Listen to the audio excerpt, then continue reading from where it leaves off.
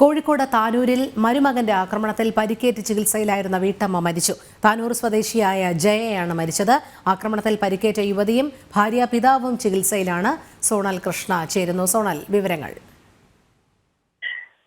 രോഹിണി, കഴിഞ്ഞ തിങ്കളാഴ്ച രാത്രിയാണ് ഭാര്യയെയും ഭാര്യാപിതാവിനെയും ഇയാൾ ആക്രമിക്കുന്നത്. അതിനുശേഷം ഭാര്യ വീട്ടിലെത്തി ഈ യുവതിയെയും ആക്രമിക്കുന്ന സാഹചര്യമാണ് ഉണ്ടായത്. ഇതിൽ പരിക്കേറ്റ് ചികിത്സയിൽ കോഴിക്കോട് മെഡിക്കൽ കോളേജിൽ ചികിത്സയിൽ കഴിയുന്നതിനിടെയാണ് ഇന്നലെ വൈകിട്ടോടെ ഈ യുവതി ജയ എന്നു പേരുള്ള പണ്ടാരവളപ്പ് മത്തംപറമ്പിൽ ജയ മരണപ്പെടുന്ന ഒരു സാഹചര്യത്തിലേക്ക് കാര്യങ്ങൾ എത്തുന്നത്. തുടർച്ചയായിട്ട് ഇത്തരം ക്രൂരമായിട്ടുള്ള പീഡനങ്ങൾ ഈ കുടുംബം അനുഭവിക്കേണ്ടി വന്നിട്ടുണ്ട്. അതായത് ഭർത്താവുമായി പിരിഞ്ഞ് താമസിക്കുന്ന ഒരു കുടുംബമാണ്.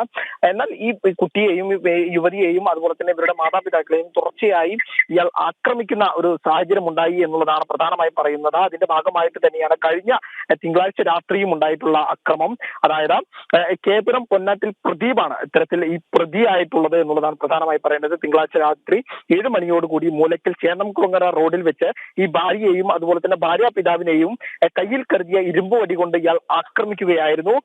ഇതിനുശേഷമാണ് തൊട്ടടുത്തുള്ള ഭാര്യ വീട്ടിലെത്തി ജയയെ ക്രൂരമായി ആക്രമിക്കുന്ന ഒരു സാഹചര്യം ഉണ്ടാവുന്നത്. അതിനുശേഷം വിവരം അറിഞ്ഞെത്തിയ പോലീസ് സംഘമാണ് ഇയാളെ പിടികൂടുന്നത്. ഇയാൾ പോലീസ് സ്റ്റേഷനിൽ പിന്നീട് എത്തി കൃത്യമായി കാര്യങ്ങൾ പറയുന്നു. തുടർച്ചയായിട്ടുണ്ടാകുന്ന ഇത്തരം പീഡനങ്ങൾ കാരണം നിരവധി തവണ ഇതുമായി ബന്ധപ്പെട്ടവർ പോലീസിൽ പരാതി നൽകിയിരുന്നു. എന്നാൽ ഇതിന്റെ എല്ലാം തന്നെ പ്രതികാരമായിട്ടെന്നോണമാണ് കഴിഞ്ഞ തിങ്കളാഴ്ച ഉണ്ടായിട്ടുള്ള ഈ ആക്രമണം. ഇതിൽ ഗുരുതരമായി പരിക്കേറ്റ ആ യുവതി ഇന്നലെ മരിച്ചിട്ടുണ്ട്.